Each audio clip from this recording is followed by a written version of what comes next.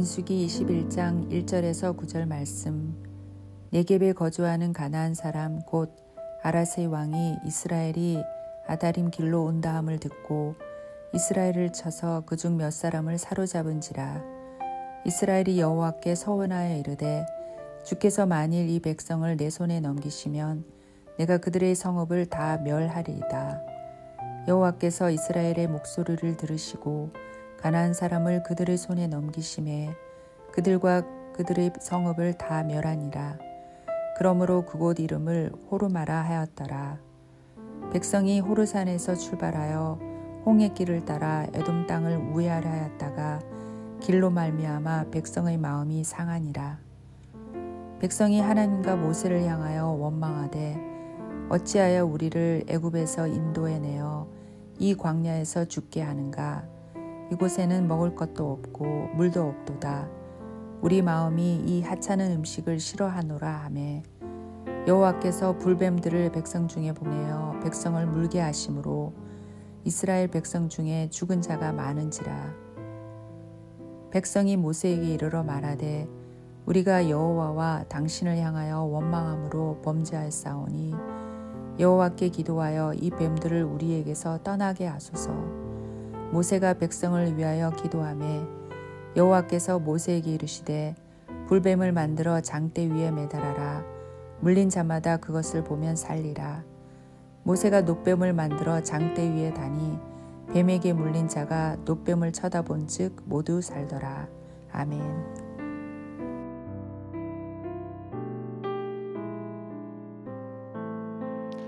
함께 기도하겠습니다.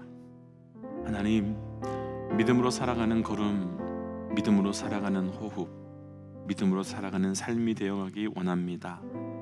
하나님, 오늘도 성령 하나님을 통하여 믿음을 허락하시고 그런 하나님, 오늘도 믿음으로 살아가는 나의 삶과 또 우리의 생활이 될 수 있도록 역사하여 주옵소서. 하나님, 특별히 연약하여 어려운 가운데 있는 주의 백성들 기억하시고 그들에게 담대한 믿음으로 일어날 수 있도록 인도하여 주옵소서. 이 모든 말씀 예수님 이름으로 기도하였습니다. 아멘. 할렐루야.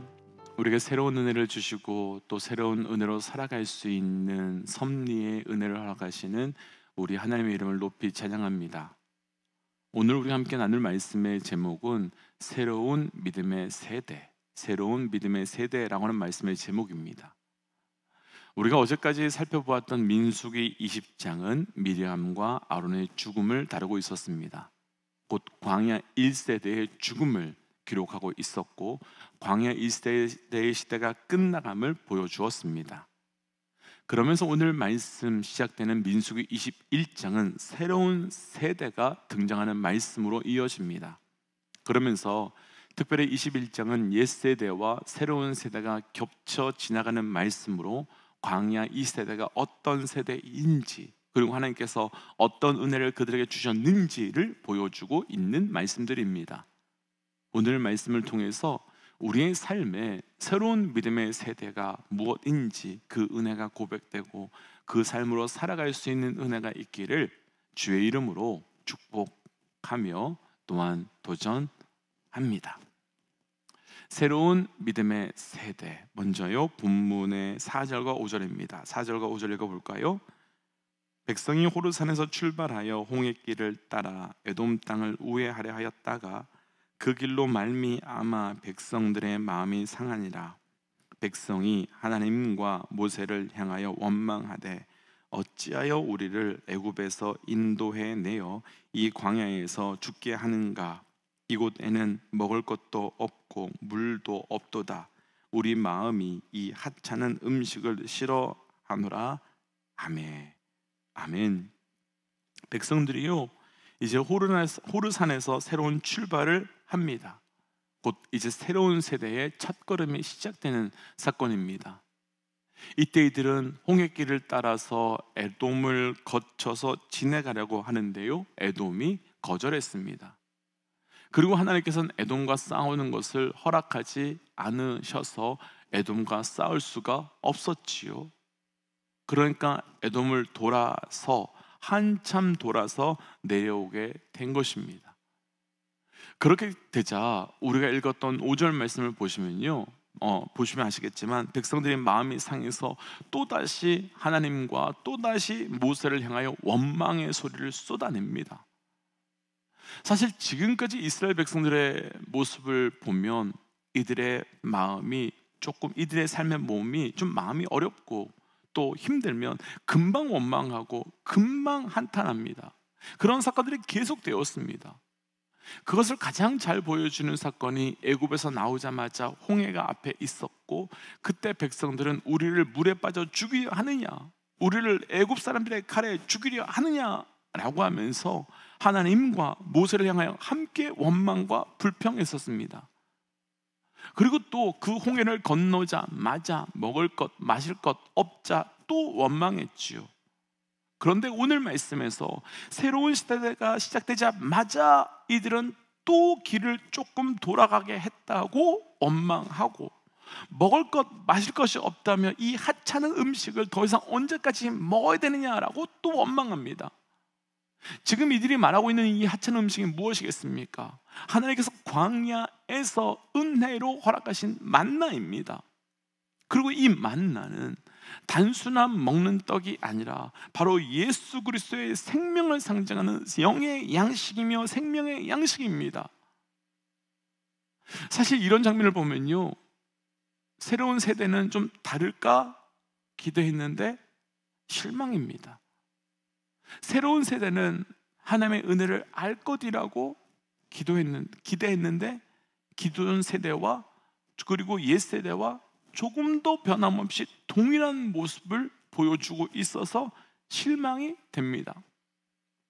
새로운 세대가 되었다고 하면 좀 바뀌고 변화되어야 되는데 어떻게 이렇게 옛 세대와 동일하게 사는지 이해가 안 됩니다. 그런데 바로 이것이 새로운 세대의 가장 근본적 모습으로, 새로운 세대는 여전히 옛 세대가, 옛 사람이 가진 그 모습을 가지고 있다는 것입니다. 새로운 세대가 되어도 여전히 그들은 불평하고 있고 의심하고 있고 원망하고 있습니다. 곧 옛 사람의 모습을 그대로 가지고 있다는 것입니다. 가끔씩 교회와 성도에 실망을 하고 떠나시는 분들도 보고, 또 교회와 성도에 실망을 하고 교회를 찾아오시는 분들도 만나곤 합니다. 그분들께서 기대하시는 것은 새로운 교회, 새로운 성도는 좀 달랐으면 좋겠다, 새롭지 않을까, 다르지 않을까라는 기대를 하고 옵니다. 그래서 그런 기대를 가지고 오신 분들께서는 처음에는 거의 비슷한 반응을 하시죠. 이 교회는, 이 성도는 뭐가 좀 다르네요? 달라요? 내가 전에 있었던 것과 달라요? 그런데 조금만 지나면 여지없이 이 교회와 성도들도 다를 것 없네요 라며 또다시 새로운 교회와 또다시 새로운 성도를 찾아 떠나시곤 합니다. 사실 이 땅의 모든 성도, 모든 교회는 우리 주 예수 그리스도 안에서 새로운 존재가 되었습니다. 그러나 그럼에도 불구하고 여전히 우리 안에는, 내 안에는 옛사람, 그리고 옛사람과 같은 부패성을 가지고 있고 옛사람이 가지고 있었던 죄성을 가지고 있습니다. 왜냐하면 우리가 여전히 이 땅에서 살고 있고 여전히 우리가 죄의 육체의 옷을 입고 있기 때문입니다. 사실 여기까지 나누고 나면 또 실망이 됩니다. 새로운 세대가 된다고 해서 달라지는 것이 없이 옛사람이 가지고 있는 것 그대로를 가지고 있고 그 모습 그대로 살아간다면 새 사람이 된다는 것이 과연 무엇의 의미가 있으며 무슨 소용이 있을까라는 생각이 들기 때문이지요. 그런데 오늘 말씀에서는 새로운 세대가 옛 세대의 사람들과 조금도 다를 것이 없지만, 그러나 옛 세대가 가지지 못한 결정적인 한 가지를 가지고 있는 것이 있는데요, 2절과 3절 말씀 함께 읽어보겠습니다. 2절과 3절입니다. 이스라엘이 여호와께 서원하여 이르되 주께서 만일 이 백성을 내 손에 넘기시면 내가 그들의 성읍을 다 멸하리이다. 여호와께서 이스라엘의 목소리를 들으시고 가나안 사람을 그들의 손에 넘기심에 그들과 그들의 성읍은 다 멸하니라. 그러므로 그 곳 이름을 호르마라 하였더라. 아멘. 1절 말씀 보시면요, 네겝에 거주하는 가나안 사람 중 아랏 왕이 이스라엘이 자기에게 온다는 소리를 들은 후에 이스라엘 백성들 가운데 몇 명을 잡아버립니다. 사실 보통 우리가 지금까지 본 이스라엘 백성들의 이 모습이다라고 한다면 이들은 다 도망가거나 또 원망 불평해야 됩니다. 근데 우리가 방금 읽었던 2절 말씀에서 이들의 반응은 완전히 새롭습니다. 이들은 뭐라고 말하는가 하면 하나님께 서원하며 기도합니다. 그래서 하나님께 저들을 우리 손에서 맡기신다면 우리가 그 성읍을 멸하겠다고 말합니다. 그리고 나서 하나님께서 그 땅을 치라고 허락하셔서 그 땅을 다 쳤는데 그 땅의 이름을 멸절하다라고 하는 뜻을 가진 호르마로 지어버립니다. 어쩌면 이 장면만 보고요, 새로운 세대의 사람들은 전 세대와 다르게 겁이 없구나, 혹은 전쟁을 두려워하지 않구나, 싸우는 것을 무서워하지 않구나 라고 할 수 있지만 새로운 세대가 그보다 더 근본적인 것을 가지고 있는 것입니다. 지금 호르마가 어떤 곳입니까? 혹시 우리 믿음의 동역자들께서는 이 호르마가 어떤 곳이었는지 기억나시는지요? 아주 쉽게 간단하게 설명해 본다면 38년 전에 이들은 이곳에서 완전히 실패한 곳, 완전히 패배한 곳, 완전히 무너진 곳이 바로 호르마였습니다. 민수기 14장을 보시면요, 정탐을 다녀온 이후에 백성들이 가나안 땅에 올라갈 수 없다, 못한다 라고 말하면서 크게 슬퍼합니다. 그때 하나님께서는 재앙을 내리셨는데 그 재앙으로 인해 백성들이 후회를 하면서 이제 우리 올라갈게요 라고 말하면서 올라가려고 합니다. 그러자 하나님께서는 올라가지 말라, 올라갈 수 없다라고 말하면서 모세를 통해 너희가 여호와를 배반했다, 그러니 너희는 올라갈 수 없다 라고 하나님께서 함께하지 않는다 라고 말합니다. 그러나 그럼에도 불구하고 백성들은 후회하며 올라갔고 그 땅에 대한 설명이 이렇게 나옵니다. 민수기 14장으로 가서요, 44절 45절입니다 44절 45절 함께 읽지요. 그들이 그래도 산꼭대기로 올라갔고 여호와의 언약궤와 모세는 진영을 떠나지 아니하였더라. 아말렉인과 산간지대에 거주하는 가나안인이 내려와 그들을 무찌르고 호르마까지 이르렀더라. 방금 읽은 말씀에서요, 그 땅에 대한 이름 기억하십니까? 그 땅의 이름이 바로 호르마였습니다. 그럼 왜 그 땅 이름이 38년 전 호르마였겠습니까? 하나님께서 주신 약속에 대하여 백성들이 믿지 아니하여서 멸절된 곳이 호르마였습니다. 그러니까 백성들의 믿음이 없어서 멸절된 곳이었던 것입니다. 그런데 오늘 말씀에서는 같은 호르마에서 다른 사건이 펼쳐지는데 하나님을 신뢰하지 못해서 올라가지 않겠다고 했던 세대가 옛세대였다고 한다면 이 세대는 하나님께서 함께 하시겠다면, 하나님께서 우리에게 허락하신다면, 하나님께서 이들을 우리에게 허락하신다면 올라가겠다며 하나님을 향한 믿음을 가지고 움직이고 있습니다. 혹시 이들의 삶과도 엄청난 차이가 느껴지시는지요? 38년 전에 옛세대들은 하나님을 향한 믿음이 없어서 가지 않겠다고 했습니다.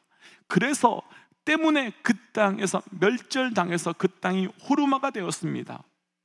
그런데 새로운 세대들은 하나님이 허락하시면, 하나님께서 함께 하시면, 하나님께서 우리와 허락하신다면 올라가겠다며 자신들이 멸절당했던 호르마가 아니라 자신들이 멸절시키는 믿음으로 멸절시키는 호르마로 바꾸었습니다.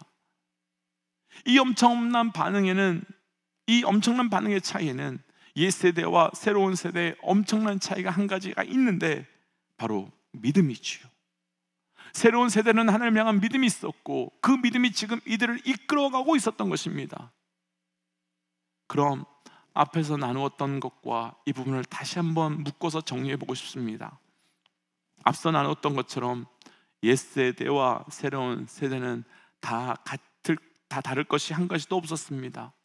동일하게 원망하고 의심하고 부패성을 가지고 있었고 악했습니다. 그런데 그 안에 믿음이 들어왔고 그 안에 믿음이 들어가자 이들은 완전히 믿음의 새로운 세대가 되었습니다. 가끔 사람은 변하지 않는다라고 말합니다. 맞습니다. 사람 정말 잘 안 변합니다. 저도 그렇지만 정말 사람들은 옛사람 말로 고쳐 쓰는 것이 아니라고 할 정도로 잘 변하지 않습니다. 하지만 믿음이 들어오면 달라집니다.